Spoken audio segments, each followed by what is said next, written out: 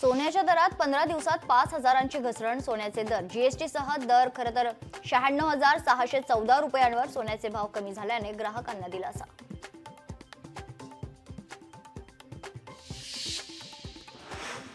अमरावतीमध्ये बळवंत वानखडेंच्या अध्यक्षतेखाली जनता दरबार. काँग्रेसच्या जनता दरबारात तक्रारींचा पाऊस. जनता दरबाराला नागरिकांचा मोठ्या प्रमाणात प्रतिसाद.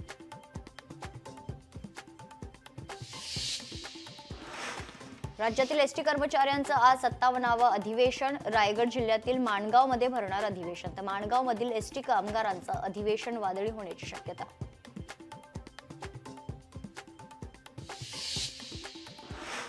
माजी मुख्यमंत्री अशोक चव्हाण यांनी शिर्डीच्या साईबाबा समाधीचं घेतलं दर्शन. दर्शनानंतर साईबाबा संस्थानच्या वतीनं शॉल आणि साईंची मूर्ती देऊन केला सत्कार.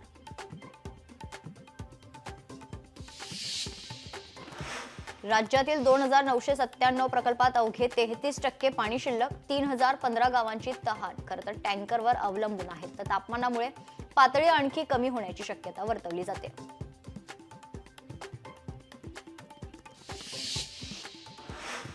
अमरावतीमध्ये उष्माघाताच्या किरकोळ 250 रुग्णांवर उपचार. 59 ठिकाणी उष्माघात कक्षाची सुविधा. तर वाढत्या तापमानानंतर आरोग्य यंत्रणा सतर्क.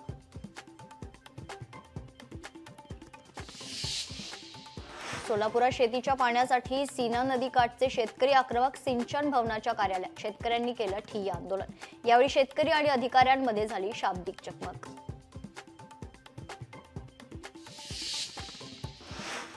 छत्रपती संभाजीनगरमध्ये अवकाळी पावसाची हजेरी. तर वादळी वाऱ्यासह जोरदार पाऊस. उकाड्यापासून त्रस्त असलेल्या नागरिकांना काहीसा दिलासा.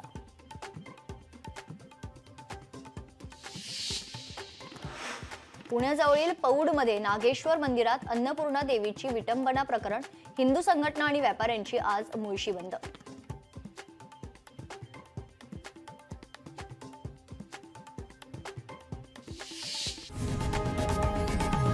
लोकशाही मराठी ऐका, पहा, जागरूक रहा.